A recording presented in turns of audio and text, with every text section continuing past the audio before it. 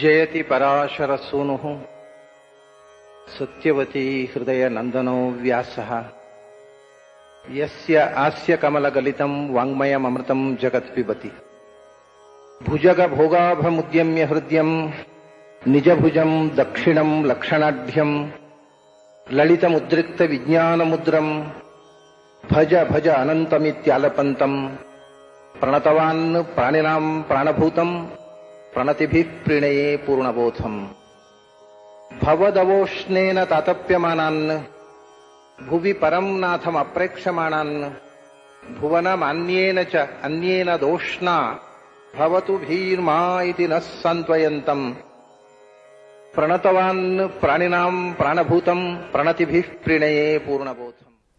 We have discussed the significance of the number 18 in Bhagavad Gita. 15 barriers trap humans and the 16th one is the jiva. This is perishable and is called kshara. This jiva is imbued with the life force purusha by prakriti.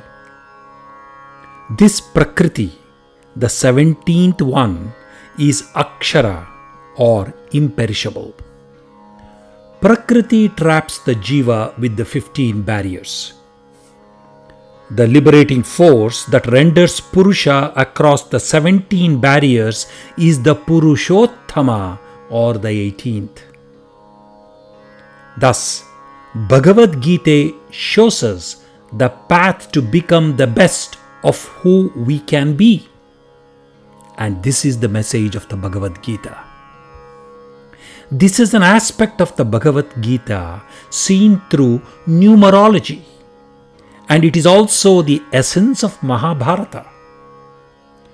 Bhagavad Gita is the holy scripture that exemplifies 18 human traits or characteristics. Let us examine it in closer detail.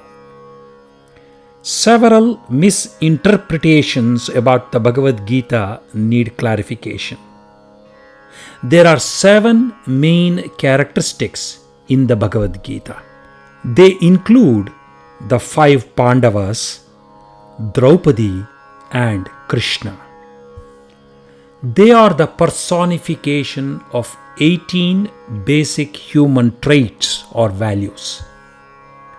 This psychological perspective enables us to understand and correlate the 18 basic human traits with the 7 characters in the Bhagavad Gita. This is also a way to prepare our mind to study a holy scripture like the Bhagavad Gita.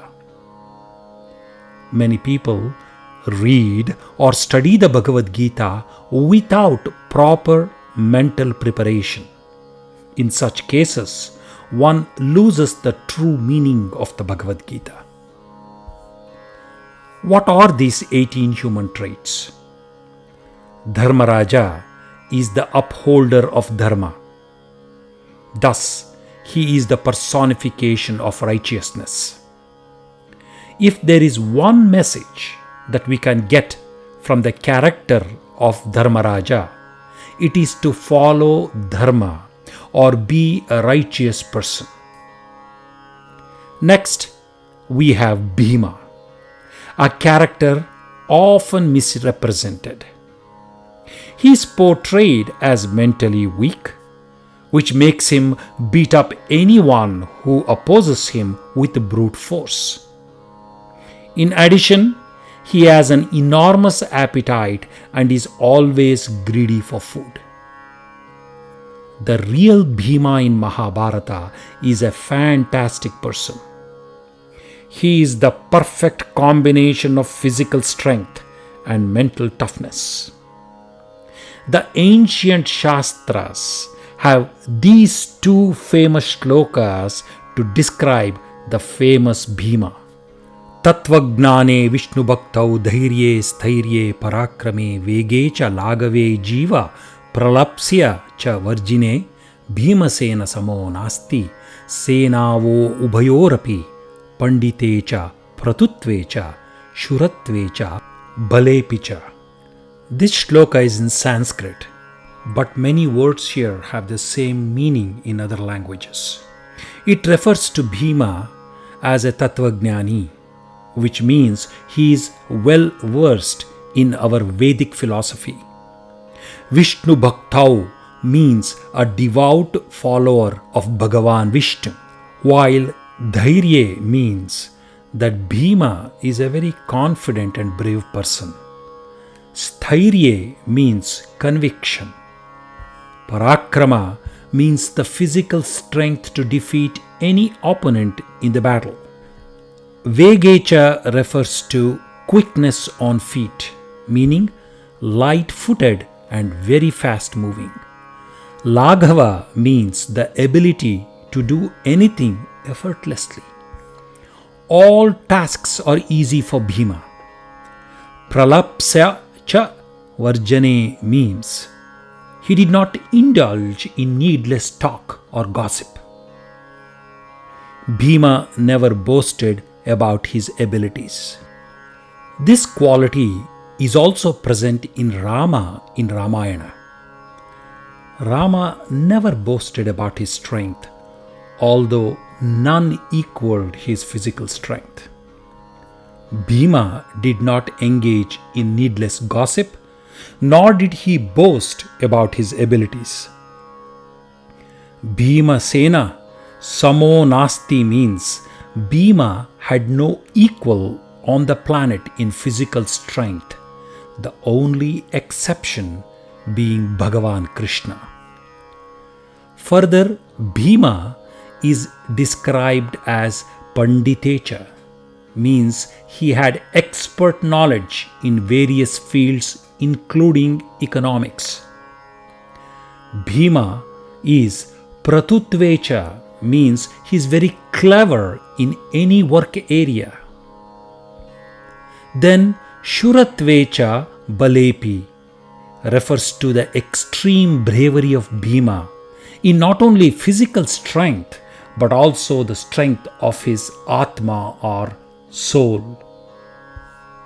Thus we see extraordinary qualities in Bhimasena, and he had no equal on either side, Kauravas or Pandavas.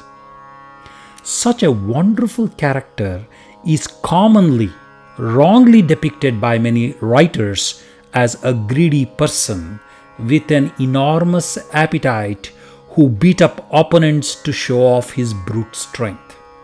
In the popular folk drama of Yakshagana, the character of Bhima gets misrepresented as a person with a huge appetite for food. In Mahabharata, Bhima is the personification of 10 qualities. Let us discuss the 10 qualities that Bhima personifies. Knowledge or Gnana, Bhakti or devotion, Vairagya or detached attachment, Prajna or awareness, Medha or wisdom, Dhritihi or confidence in one's ability, Sthitihi or conviction, Smritihi or mindfulness, Yogaha or diligence, Prana or awareness, and Bhala or strength. If Dharmaraja was the torch bearer of Dharma, Bhima had the qualities to uphold the Dharma.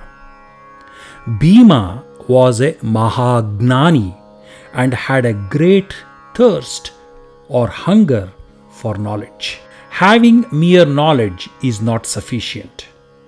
One can aspire to become a true Gnani when an unending thirst for knowledge accompanies the already existing knowledge. Knowledge is like a bird with two wings. One wing is Vairagya, detached attachment, and the second wing is Bhakti, devotion. Knowledge without these two accompanying qualities is like a bird without wings. Such knowledge cannot fly to great heights. The reason is simple. When we learn a lot about any subject, we develop love and respect for the subject. Thus, bhakti is a form of unconditional love. Love is expressed in three ways. One is love for elders like parents. This is a form of respect. The second is love for younger ones like children or younger siblings. This is also known as vatsalya. The third is the love for our peers, which is known as friendship. Thus, bhakti is another face of love. When we are totally devoted to any subject, it becomes a form of attachment to bhakti.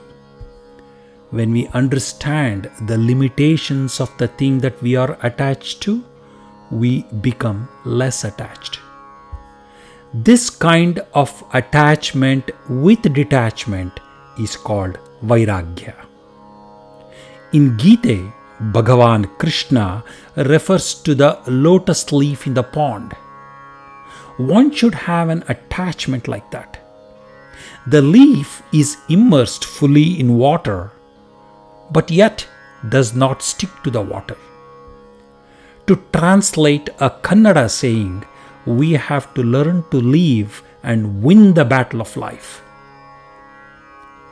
Thus, vairagya is not just fleeing the world of samsara and going to the forest. That is basically an escapist attitude. One should live in the samsara, yet remain unattached to any of the objects that we are living with. We live in this world and experience the joys and sorrows of this world. But as our knowledge of the world develops, vairagya also should accompany the knowledge. Bhakti is a great accompaniment to vairagya and helps us remain unattached to the sense objects while staying devoted to the Supreme Being. In Gita, Bhagavan Krishna says that developing devotion or bhakti to Him alone is the best way to reach Him. It is hard to understand the reason for this while we are living a normal life. Let us see why. I want to give one example. In normal life, we are engaged in honest living, in harmony with our neighbors. What constitutes honest living? Earning our bread in an honest way, not stealing, not lying or cheating. These are basic moral principles for normal life. If we lead a life of honesty, why do we need to remember God? Our relationship with others is a horizontal relationship.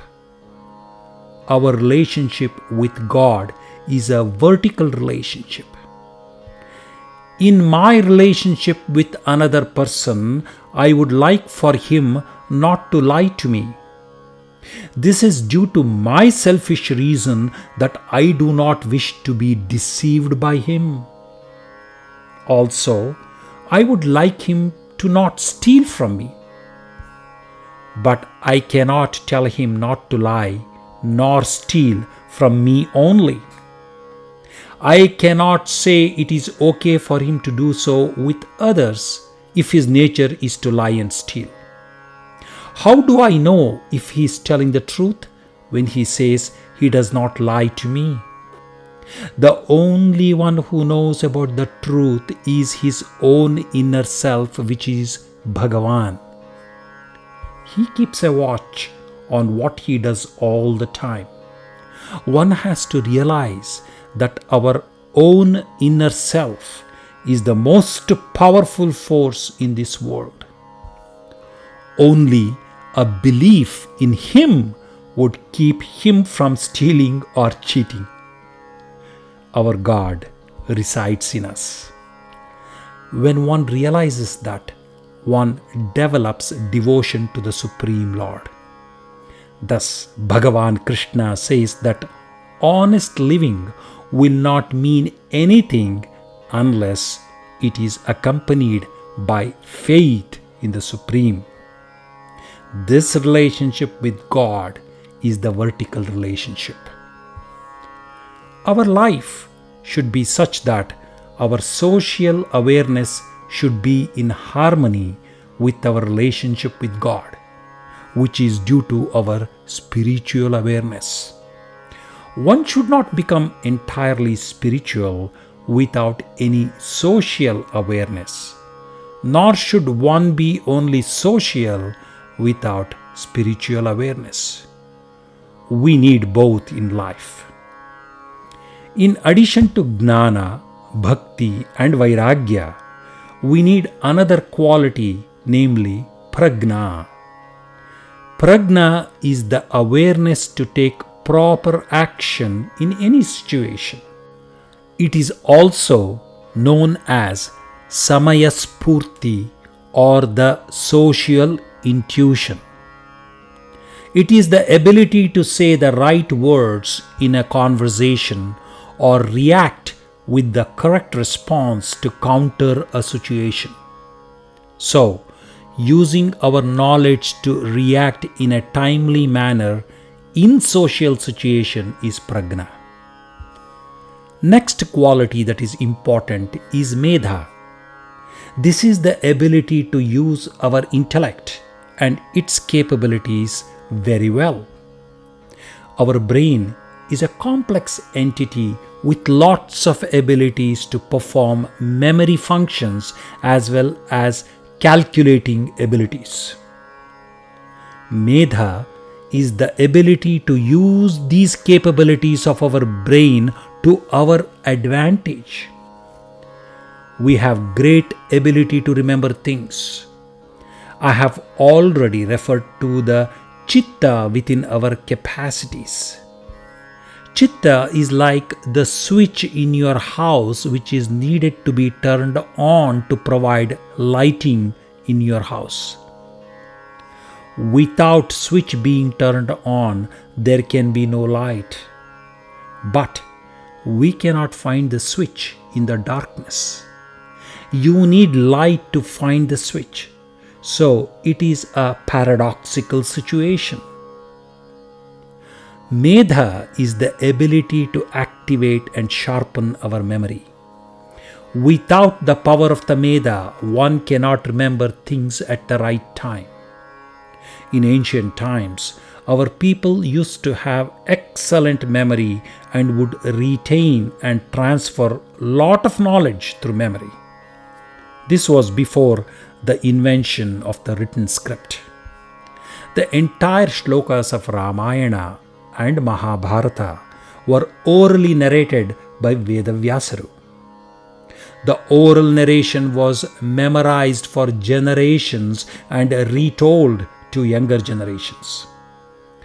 To remember such extensive works, one needs to have tremendous intellect as well as memory. So, Shruti and Smriti were the main methods that were used to impart knowledge in ancient times. Our ancestors were capable of that. However, such skills have been diluted after the invention of script. One could read the shlokas from written script, which reduced the need for memorizing. Next we have Dhriti, which is confidence in one's own ability, also known as self-confidence. When you take any action, we should do it without any fear and without any hesitation or hint of ambivalence.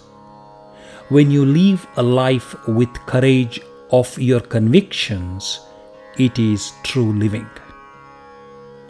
Next is the quality of sthiti, which is conviction.